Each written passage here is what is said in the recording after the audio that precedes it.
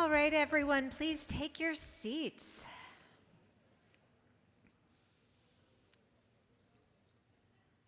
Here at Eradicate Hate, we take a public health approach to preventing hate-fueled violence and targeted violence more generally. A public health approach is a science-based approach where we follow the evidence, we test what works, and then we work to facilitate widespread adoption of those science-based practices.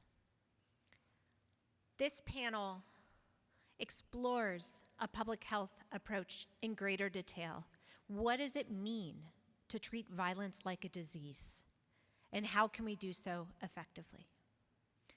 I am delighted to bring up some of my closest friends. Dr.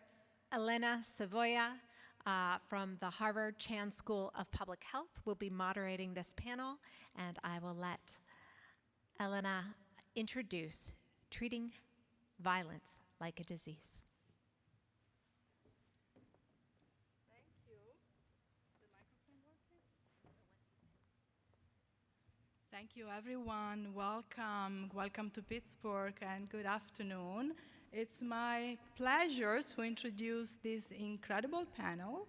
On the left, Bill Braniff from the Department of Homeland Security, Jack Rosal from the University of Pittsburgh, and Heidi Alice from Boston Children's Hospital, Harvard Medical School. Let me take a seat here. Wonderful to be here. And I would like to begin, first of all, just to thank each of you for being here, for your dedication, and for your commitment to this important event. And I also would like to thank once again, Brett Steele for her incredible and amazing leadership and for making this possible, and also Laura Alsworth for incredible leadership and vision. This panel will focus on public health, and it's really my pleasure and my honor to be here to represent the Harvard School of Public Health and the world of public health. So I was thinking about how to best introduce this panel the other night, and I thought that probably the best way is really to describe what's going on in the field and what are the issues that we are seeing on a daily public health and the daily public health challenges in our communities. And a couple of weeks ago, I had the great pleasure to be volunteering at a local clinic, a community clinic in Boston. And while I was there, it's a clinic that provides support mainly to homeless people in the area. And when I was there was this wonderful woman that came in. She was seeking help. Let's name her Mary. And she made eye contact right away, a very, very smart woman. She was looking for help because homeless, and at the same time, she was complaining about some health issues. But the reality is that she was really looking for support. I started to talk to her, and I was really impressed by how smart she was, fluent in 2 languages, and with an incredible energy and desire to find a job and being able to get out of the situation where she's at right now. And obviously, when you look at this, you think about everything that is surrounding her. So what are the resources that we can pull together to support Mary and all the Marys that are out there? And public health is really about assessment, which means identifying the needs of the population. It's about policy development, which means being able to communicate, educate people that are looking for support, and educate and mobilize resources at the community level. Resources that may include transportation, housing, psychological support, and health support, obviously. And then it's also about assurance, making sure that people like Mary have access to the resources, are able to come to the clinic, for example. So with this approach, you're really looking at the individual. You want to protect the individual, and you want to protect the community around the individual. So in my view, after having worked for 20 years in public health, I will say that this is the public health perspective, and public health is also about purpose. Purpose and the mission of supporting our communities and helping others. So what is incredible, I think, is that while there has been a lot of coordination and collaboration across agency and also between public health agencies and the Department of Homeland Security in other fields, for example, emergency management. If you think about the response to a hurricane, public health and FEMA, they're working right now as we speak in the field to support our communities. However, in the field of violence prevention, I will say the DHS with their research under the Science and Technology Directorate and with your program, Bill, they're really at the forefront of this integration of public health approaches. And I would really love to know how did it happen and why? Sure. Thank you. So I think that the short answer is that the reason the Center for Prevention Programs and Partnerships, and by extension the Department of Homeland Security, and really by extension the interagency, has adopted this public health informed approach to targeted violence and terrorism prevention is a confluence of two factors, as it should be. As Brett mentioned, it's because of the evidence base. So DHS Science and Technology, the National Institute of Justice have funded a lot of research over the years trying to get at efficacy, what works to prevent violence. And lo and behold, researchers found that if we could redomain practice and evidence from other forms of violence prevention and apply it to targeted violence and terrorism prevention, we can stand on 30 years of research and practice.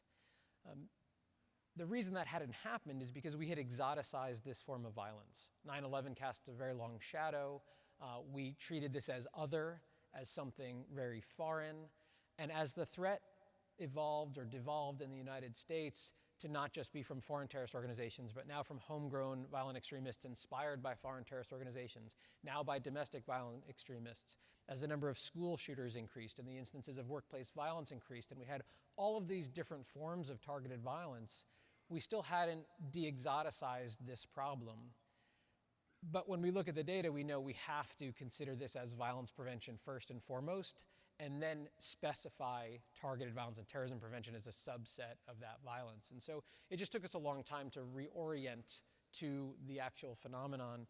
And one of the reasons we were able to do that is not just because of the great research funded by DHS S&T and NIJ, it's because one of our very own, Jenny Presswalla, who served as the acting director at CP3 before I got here, she was in the field working with public health professionals in Colorado and paving the way. And so it was a combination of her experience, her insight and wisdom solving this problem working towards this solution on the ground, coupled with the evidence base that really sent us in this new trajectory.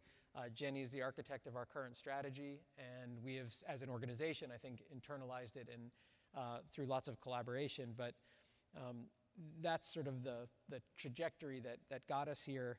And I'll just say, now we have a research and content development team led by Dr. Susan Semenya.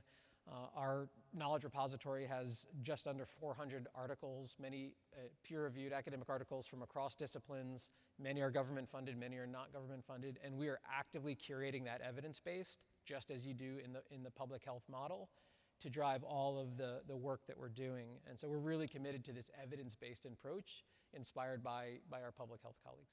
Wonderful. Thank you so much. That's impressive. And Heidi, I'm going to turn it to you now.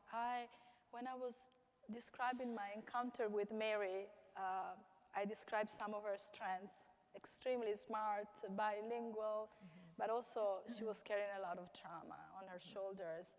And now I would like to ask you, what do we know about risk and protective factors at the population level, if you can help us understand. Yeah, thank you, Ellen.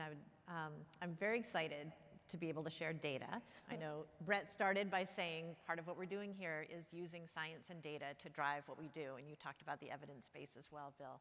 So we had the opportunity to run a study with some funding from NIJ that we surveyed more than 1,000 individuals from 20 states across the country, a community-based sample.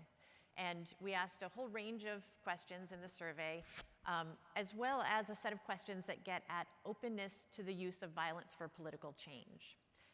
And then what we wanted to do, and what I'll be able to share with you a little bit of today, is to start seeing, okay, what kinds of risk and protective factors, what kind of experiences, difficult challenges that youth might, or adults might have been through in their life might increase the likelihood that someone would endorse support for violence as a means of political change? And what about protective factors? What might buffer some of that risk? Because if we understand risk and protective factors at a very general level, we can start moving earlier and earlier in our intervention efforts so that we're actually really thinking preventatively at a community level. And the graphic you can see here, traditional criminal justice approaches were focused on maybe an individual, a very rare case individual who crossed over a line into engaging in or trying to engage in some kind of violence.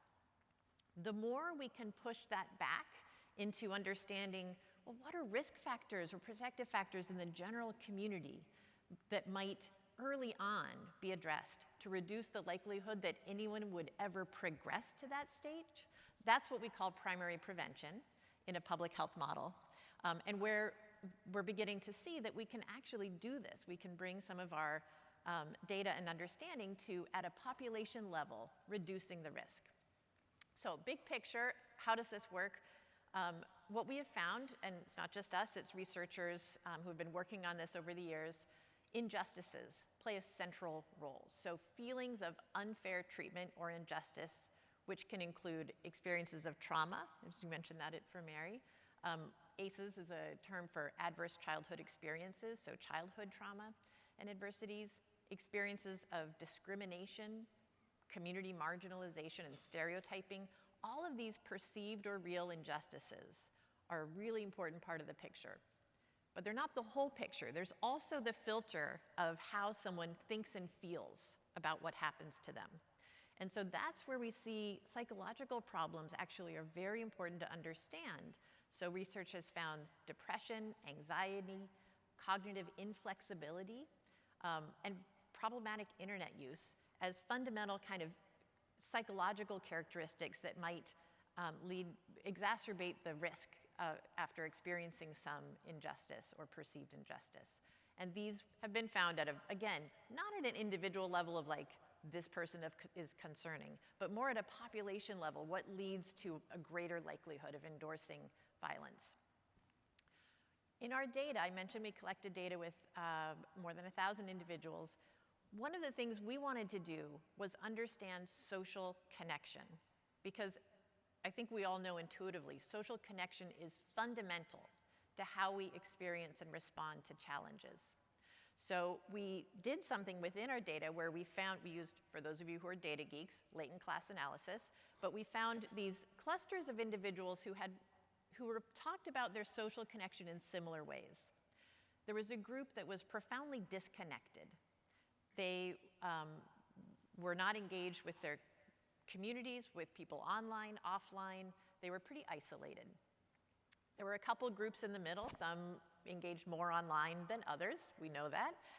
And then there was a group that we're calling the engagement enthusiasts. And this group was actually extremely highly engaged across the board. They had friends online, offline, they were engaged with local government and clubs and advocacy, and they were extremely engaged. We found that those two groups on the ends, the socially disconnected and the engagement enthusiasts that were hyper-connected, in fact, were the most likely to endorse violent extremist ideas. Then we looked at risk and protective factors. What have they been through in their lives? And what we found is that that disconnected group had experienced enormous adversity and very low protective factors. Interestingly, the highly engaged group had experienced some significant risk factors such as trauma and online bullying, more so than some of the other groups, but higher levels of protective factors than most of these other groups that we were identifying. Okay, so here we have two quite different groups who both of them appear to be more likely to endorse violent extremism or violence as a means of political change. So now we need to think about what's going on for them when we go back to that fundamental model of injustices, psychological ways of thinking and feeling about those injustices, and how that might lead to support for violence. What I'm showing here are 4 different pathways that we found towards endorsing violence. For the disconnected group, this was largely driven by depression. And think about that. This is actually really good news. This means it's less about a fundamental, an innate way of being, and more about a treatable condition. Someone is suffering, experiences depression, and in this particularly disconnected group, that's a risk factor that we could address. For the engagement enthusiasts, we had 2 different pathways that showed up. One was a direct effect around experiencing being stereotyped or marginalized. So for individuals in that group, sometimes those very real experiences or perceptions of those experiences were driving the risk. Also true is that we found cognitive inflexibility, kind of a harder time seeing 2 sides of something at the same time. And again, that's treatable. That's something that we can change. There are treatment models developed to help people learn to be more cognitively flexible. And then finally, who we're calling the casual connector, this is someone who's online a lot, might involve my teenager, generally a lower risk group, but we do see that even in that lower risk group, this problematic internet use is something that we need to be paying attention to and more likely to lead to endorsement of violent ideas. So, if we take that data, what do we do with it? I think we can boil it down to what I call the 5 critical tasks for primary prevention. 1, we need to increase cognitive flexibility, especially for people who are super engaged, activists, caring about issues, helping to make sure they're able to understand the other side. 2, we need to think about problematic internet usage. How do we make sure that we're helping kids, adults, everybody learn to use internet in the way that's safe? 3, we need to address depression and other mental health problems, especially among those who are probably least likely to be getting services or engaging because they're already isolated. And finally, the 2 critical tasks at the broadest level for everybody, addressing injustices and increasing a sense of belonging. So if we take our data, I think we can boil it down. There's 5 critical tasks. I imagine many people in this room are already working on those tasks. But that's the public health model. Not easy tasks, I will say, though. But thank you so much. So this is a very great snapshot of data that describe issues at the population level. So I don't know what was the number that you were looking. More than 1,000. More than 1,000 people. And it's what it's called in public health primary prevention assessment, where you look at the population at large, essentially. You come up with some conclusions and assessments. Then what happens is that in the clinical setting or social setting, mental health, then sometimes you come across individuals that kind of reflect those factors. What is the approach, Jack? And what do we do with that?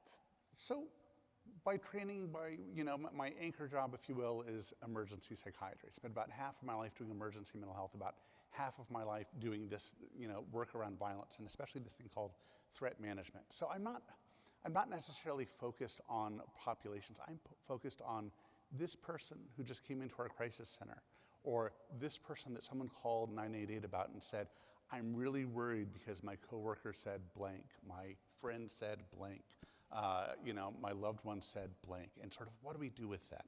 And we have a really nice toolkit. We have a really nice evidence-based approach, something that's called behavioral threat assessment and management, which I always joke it's like the best kept secret in the world of targeted violence prevention that, oh my gosh, should never, ever, ever have been a secret, let alone, any efforts sort of, keeping it behind the scenes, right?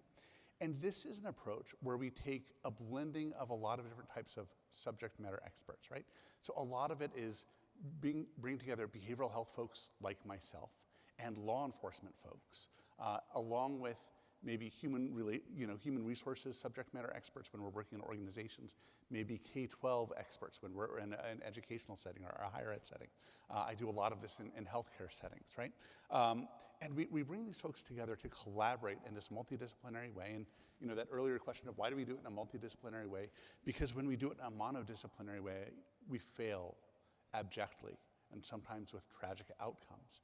Because if we snapped our fingers and said, all the psychiatric illness that's out there just sort of is going to evaporate, well, we'd still be left with most violence and most targeted violence. And if we were to wait until we had robust criminal charges to place against someone, to incarcerate them for a significant period of time to deter or stop that violent act, we would have to wait until either someone got hurt or we got way too close for comfort, right? So instead, we have this approach called behavioral threat assessment and management, which has been evolving over the past 40 or 50 years, originally around mass violent attacks, but also assassinations of prominent figures. But it works really well for targeted violence. And targeted violence is when someone says, I want to go kill so-and-so, right? Either because so-and-so pissed them off, because so-and-so's identity or for ideological reasons, or just they don't like them, right? So it could be about their religion, their gender. It could be because they're the upstairs neighbor and they tap dance and clogs every night at 10 p.m. and the landlord won't do anything about it, right? But they said, I've got a grudge against this person. I've got a grievance against this person. How do we intervene early when it's at that early stage of grievance? Maybe even before it gets to ideation, that pivot to say, I haven't just been harmed or wronged by those around me, but I can do something to fight back. A higher stage where we think about planning and preparation of sort of changing behaviors, getting ready to engage in attack. Breach, where they're getting closer to that target to endanger them, or they've upped the stakes in some way, and finally that attack. But we want to work with them early on.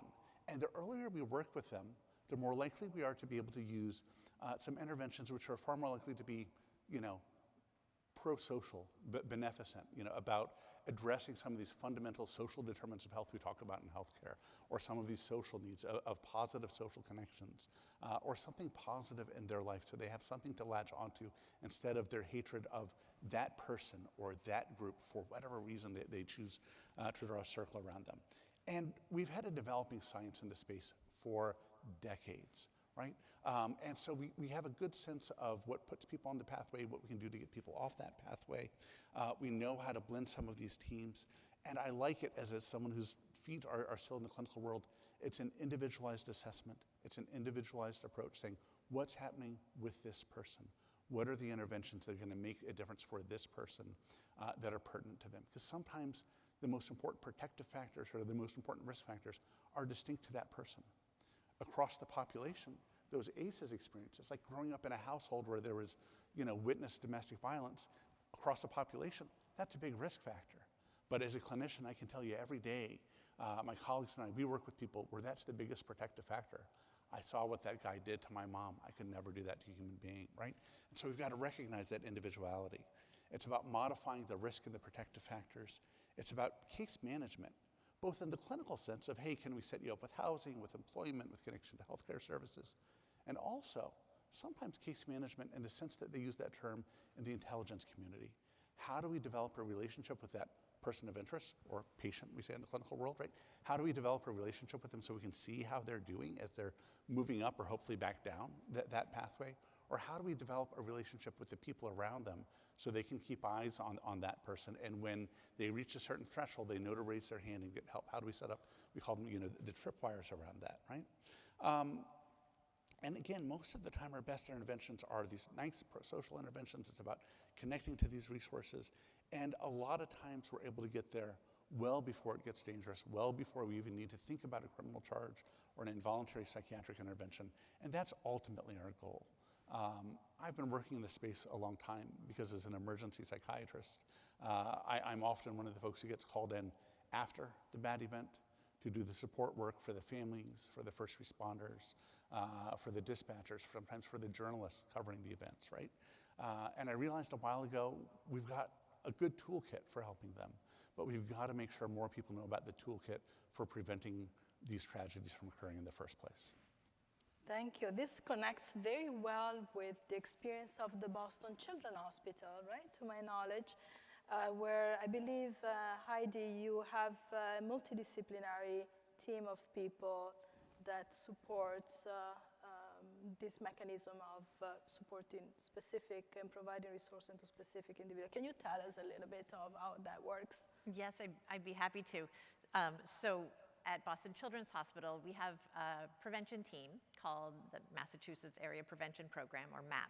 And we take referrals from behavioral threat assessment and management teams, particularly among schools, also FBI convened teams in the region.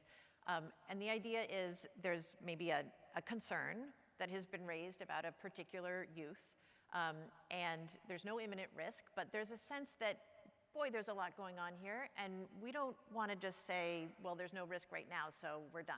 So we take these referrals. And high level, what we do is they come in, we do a very thorough strengths, risks, and needs assessment. We sometimes add more specific psychological assessments to understand kind of what makes that youth tick. And then we're thinking very carefully about what are the psychological drivers for violence, but also what are the social, ecological drivers? What's happening around that youth that might be part of that grievance, part of that experiences of injustice that we also want to be thinking about addressing. So I will say, when we get referrals, they're often accompanied by a lot of fear. Maybe it's a reach out from a school saying, we're really scared, this kid is saying these things, we're worried. There's fear, there's anger, maybe this kid has already disrupted something in some way for the community. But people are asking questions around what might this kid do to the world? And when we take a referral, we really try and flip that. And we say, let's understand this kid's experience of the world. Let's start there. And so it becomes a very collaborative process where we're working with the youth and family to understand how they experience the world, that child experiences the world around him or her. And typically what we find is that they're experiencing rejection. They're experiencing a sense of being unsafe themselves, that they feel excluded from groups, other kids, the school. They feel dismissed by people who should be caring for them. And we need to deal with that as fundamental to the treatment. Now, what does that look like? I'm going to provide a specific example of one of the clinicians on our team had a referral of a 14-year-old. And again, lots of fear that came with this referral. The kid was doing stuff, engaging with a violent extremist group online. There was concern in the school. The family was overwhelmed. So, and the youth himself really didn't trust our team or our clinicians and didn't want to be in mental health care or receiving services. But that was okay. Our provider said, that's fine. Let me just see how I could be helpful to the things that matter to your family right now. And let's have a regular check-in. So she began this relationship and got to know the family a bit, helped them with some very basic needs, some appointments they wanted, et cetera, that they had trouble getting. And then at some point, she was hearing that there was an upcoming doctor's appointment for a medical issue that had really been bothering this kid. And she noticed that the kid, when he talked about it, seemed hopeless. And she thought, you know what, where's that hopelessness coming from? Here's a kid who's going to a doctor who should be able to help with the problem he has, but he has no trust or belief that this person will help him. And so she asked if she could go to the appointment. She asked the parents, she asked the child, they both agreed. She attended the appointment, and in the course of the appointment, she observed the doctor treating this family with extremely low regard, rushing through it, very little respect, about to move out of the room. And her provider said, wait a minute. And in that moment, she was really experiencing how this kid often is treated by the world. She said, I feel like you don't even want us to be in this room, but you're supposed to be helping with a problem, and we need your help. And it was actually a very powerful moment, because in that moment, this youth experienced an adult who was able to take his perspective and understand what that felt like and advocate for him. And the provider was given a chance to see what she was doing, and she wasn't a bad person. She slowed down, she changed her tone, she helped address the issue, and they walked out of that appointment not just with a new treatment plan for that medical illness, but a paradigm shift. It was like an inflection point for this kid. Now, fast forward a number of months, he had started really engaging with our provider at this stage. He was working very closely with her. Something happened. There was a teacher at school who did something that made him very upset. Our provider gets a call late at night, and he's angry, and he says, I feel so angry, I hate him, and I want to kill him. Now, could be thinking, well, that doesn't sound like a lot of treatment progress. It's enormous progress, because, and I'm going to channel Jim Marley, who was in one of my working groups earlier this morning, said, hate is not something that's out there and that lands on someone. Hate's in all of us. And we have to learn what to do with that and make sure it doesn't get out of hand. And so here was a kid who had a moment of hate, and he called his therapist.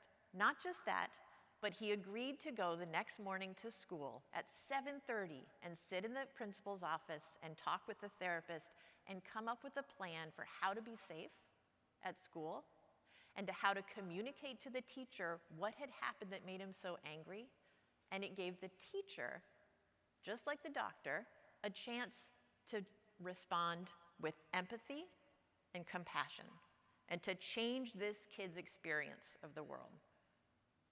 So we work with the kid to change how they're approaching the world, but we work with the world to help change how they're addressing these kids as well. And that's public health. Public health is essentially not looking at the individual, but looking at the population and the communities surrounding the individual. And I think you touched upon something extremely important, which is trust. Yeah. Because it's trust in the institution, trust in the organizations, and trust in the people that you encounter. And unfortunately, it's cross-sectoral in the sense that you cannot have control about any type of relationship that the individual comes across sectors. You know, it can be an encounter with law enforcement, and that will affect the level of trust in the healthcare system, and so on. So it's quite interesting. And I was wondering, Bill, you have been supporting organizations that work in this field, because obviously we need to build capacity, we need to build trust. Can you tell us a little bit more about what's going on in the field? Certainly. So Heidi just gave us a really, really good individual case study or example of what this multidisciplinary approach can look like when you wrap these services around an individual and then not just treat the individual, but take a multi-level approach to prevention. So individual, relationship, family, community, right? All of those levels of engagement provide an opportunity to either increase protective factors or decrease risk factors around that at-risk individual. And it sounds, I think, complicated. When you give that long case study, you think, gosh, how could we possibly scale something like that? Because, gosh, it takes such a caring sort of infrastructure around that person. Well, we've funded 17 organizations over the last 4 years to do this kind of work. And collectively, those 17 performers through our grant program have done 1,172 interventions.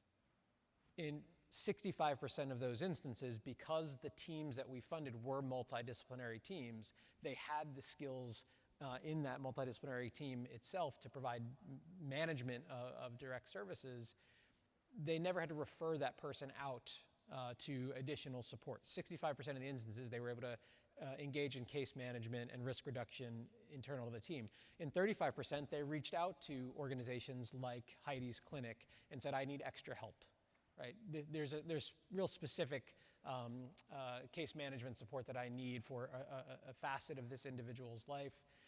And because our team at Center for Prevention Programs and Partnerships and others around the country are like the PPN that is based out of the Eradicate Hate Global Summit, the Prevention Providers Network, we're building these referral networks slowly, but we're slowly increasing the number of clinicians who will take referrals for these cases to provide that reach back support.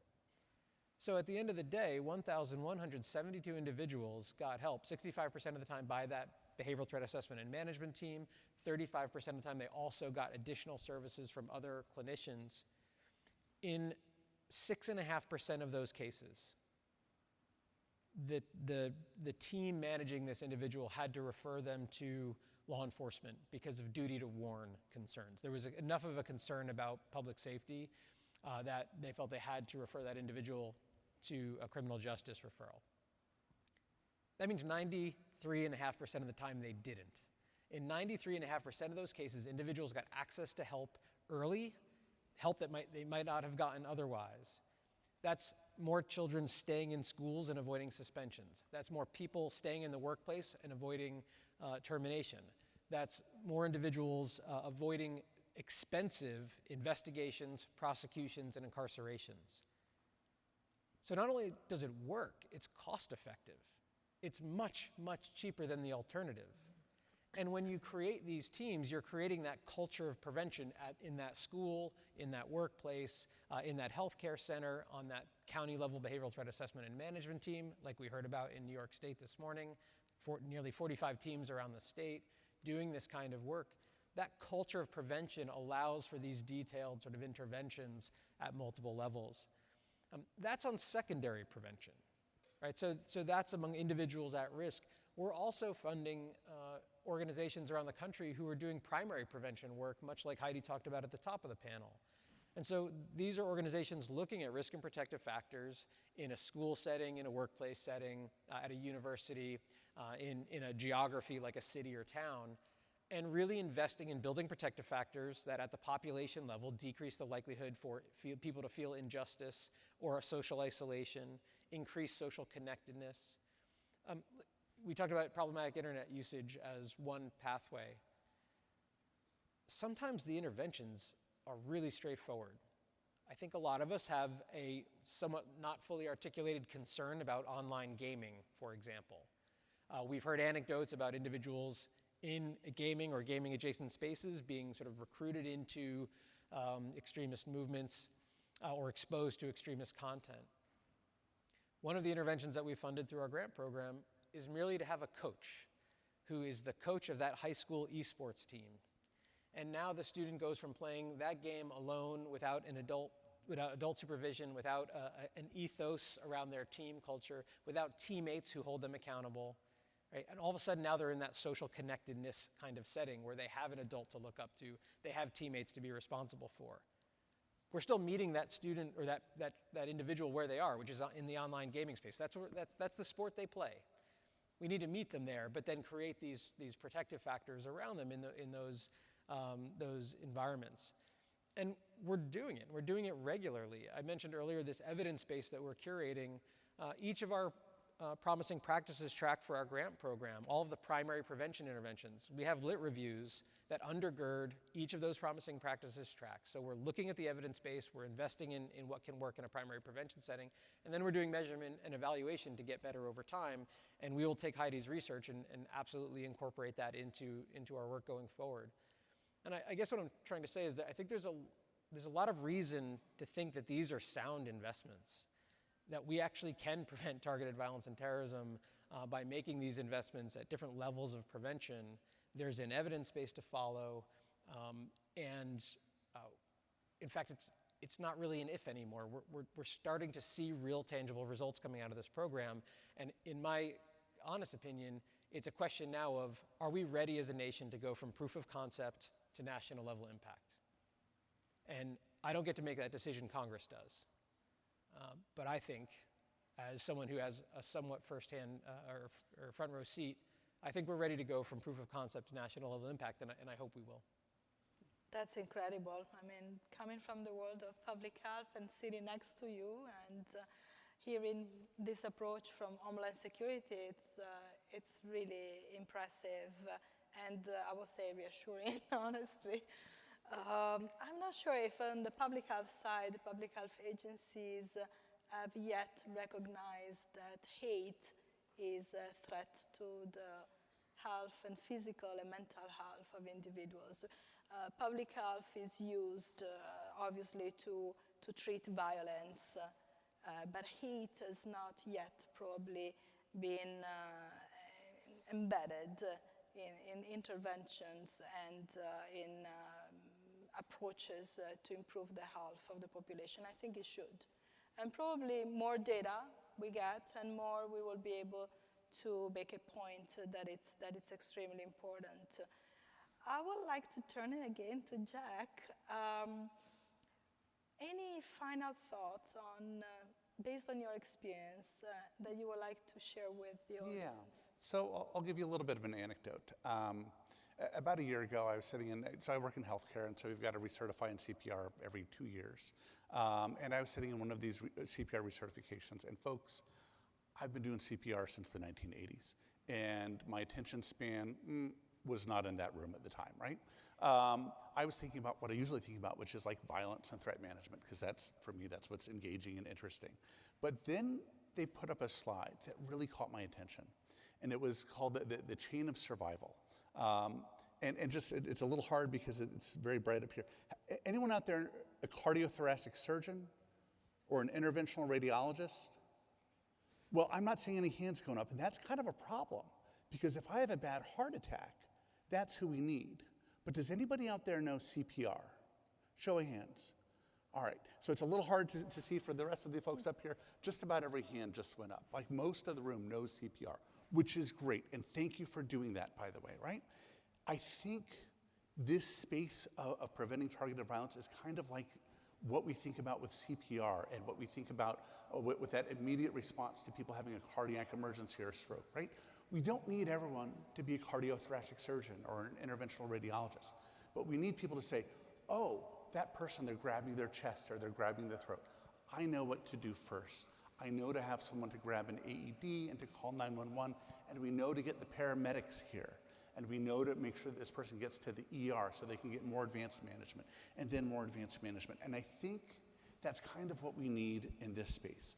Because most of the time, targeted violence is preceded by what we call threats or leakage. Like a threat is either direct, hey, Bob, hey, you, I'm gonna go kill you, or hey, I'm gonna go kill so-and-so, which is the leakage, and now you're the bystander, we wanna be an upstander.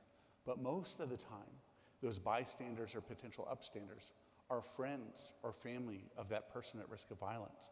And if they think that the response of raising their hand and saying, I'm concerned about my friend, I'm concerned about my family member, is gonna be a SWAT team kicking down the door, they're a lot more likely to reframe those concerns and say, you know what, it might get taken out of context. They say a lot of stuff. I don't want people to overact, right? So we've got to give people these sort of safe ways of sort of who to share this information with and how to share it out, right? In public health all the time, we talk about the idea of a credible messenger, right? Who's the right person to talk to which population about which health issue, right? I might be the right person to talk to some populations. I'm definitely not the right person to talk to all populations. And how do we do that? But now we need credible receivers, the coaches, the leaders of the house of worship, the school teachers, the co-workers, the HR folks, the bartenders, the Uber drivers, right? So that when they hear something, they know what to listen for or what to look for, and they have someone that they trust to reliably hand that off to. And that person can say, oh, that's significant. That needs to be elevated a little bit further, right? So, this thoughtful way of escalating, more significant cases to higher levels of expertise. And again, we don't need a world of behavioral threat assessment and management experts, but we need a world of people who know what to see and who they can safely share that information to. And oh yeah, we also need the laws, the regulations, the policies, and the fundings to advance meaningful investigation, interventions, and community resources. Because right now it's very fractured and it's very siloed. Thank you. Heidi, what's your final thought?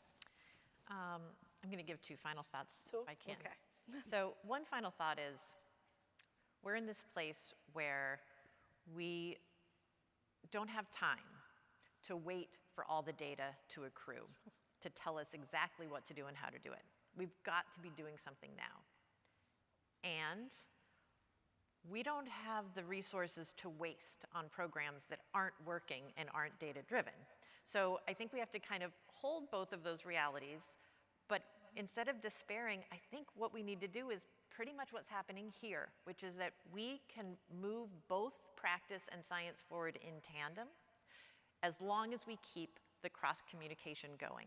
And that's why it's really exciting to be in a space like this where that's the whole point of it. There's cross-communication. There's sharing of data with practitioners. There's practitioner observations going into the scientific questions that we're going to ask. And I'm going to put funders in the mix too, because all of this, policymakers, funding, like we need to be doing this in lockstep. And we can, but we can't wait for one group to catch up or for the final results of another, for this data to come in. So that was part 1. And part 2 of what I wanted to say about the public health approach is that we have so much to build on. We are not starting from zero and making something up. When I talk about the clinic we run, okay, we had some amazing funding from DHS to get that concept started, to stand up the clinic. But it really is like taking some ideas that are out there in youth mental health and doing like a 10% tweak, and changing it a little bit, adding to it, building out a skill set, thinking with more specificity around violence drivers, et cetera, and helping to build some protocols for people so they feel more comfortable doing that work. But it's not starting from zero. And I think the same is true in primary prevention. When I put up those 5 critical tasks, I'm really hoping that people around the tables out there were thinking, oh, don't I do that? Because you do. People are doing this all the time, building, what can we do to build a sense of connection? What can we do to address depression or have more constructive conversations that encourage cognitive flexibility and taking 2 vantage points? Like, people are doing this all the time, programs are doing this all the time. And so in some ways, it's just how do we pull together the good work that is out there, bring the data along with it so we're measuring and asking, is this the most effective and efficient way of doing it? And then we've got it. We've got a public health approach. Absolutely, and I will say that one of the core functions, as I said before, of public health is assessment. So you keep assessing the situation, you keep assessing your program, evaluating what's working, and then at some point, eventually be transparent and say, this didn't work, we need to change direction, and that's perfectly fine. And I believe that's how you also build trust in the programs. Bill, what's your final thought? I'll pick up exactly where you left off, which is that in order to do that, so this is what we want to do. We want to measure and evaluate our programs. We want to invest in the ones that work, and we want to stop investing in the ones that we don't. But there's a social contract that we have to make in order for us to be able to do that, right? We live in a highly politicized climate, and there are people who just can't wait to sharpshoot us the first time a program doesn't work. And that's an unacceptable standard to try to hold this work to. If you had to guess what percentage of domestic violent extremist plots in the United States that intend to kill or injure somebody succeed, just in your head right now, what percentage of plots do you think succeed? Right? It's nearly 60%. We live in a free and open society. Nearly 60% of those domestic violent extremist plotters that want to kill or injure somebody succeed. That's what we're comparing this work to. It's not, does this prevention program work every time? That's the wrong question. Does this prevention program work better than the alternative, which is nothing? Right? And so the question is, so what I need is when we invest in a program, and when that program isn't 100% effective because it will not be, that doesn't mean we throw the baby out with the bathwater. That doesn't invalidate this work. That is an expectation we should set. And I would encourage us all to think about this in terms of the fire alarms that we have, the fire codes that we have, the smoke detectors that we have. If there's a fire, we don't say, well, I guess there's no need for smoke detectors, fire codes, or fire alarms. Right? We just recognize that sometimes bad things happen even when you do all the right preventative things. We need the grace to be able to do this work, to get better at it over time. I promise you, we will hold ourselves accountable. But if we get lambasted in the court of public opinion or in our political environment because the citizens are not sticking up for these programs, we're dead in the water politically, and this work stops.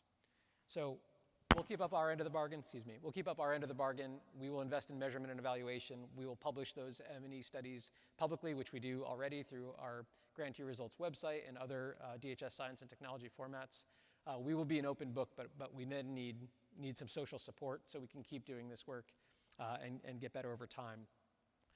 And I guess the only final thing I would say is we are asking you also, I guess, implicitly, to have faith in this public health informed approach to targeted violence and terrorism prevention. That's another thing I would ask your support for. Why? It's doctrine. So I'm an Army guy by training. Doctrine allows people from different disciplines to all work in an interoperable way in complex environments. It allows you to sort of all march in the same direction, even if you're coming at it from slightly different perspectives. You become much more effective if you have a shared doctrine that still allows for great flexibility at the operational level. And this public health informed approach, it's just doctrine for targeted violence prevention. And it's going to drastically increase our ability to get better at this over time and to function between schools of public health, clinics, behavioral threat assessment and management teams with a heavy dose of public safety professionals, right? This doctrine is what makes us interoperable and really, really powerful. And so I'd ask also for your trust in embracing this public health informed approach that the Eradicate Hate Global Summit has adopted. Thank you so much. I would like just to close with a thank you to all of you, and this emphasis on building science and building practice, maintaining transparency and accountability sounds like the right strategy. And I really encourage all of you to embrace evaluation of the programs that you're conducting and trying to do the best that you can, sometimes with limited resources, to document what you're doing, because that's the best way to share knowledge with each other. And I'll leave you to the rest of the afternoon. Thank you so much. Thank you, everyone.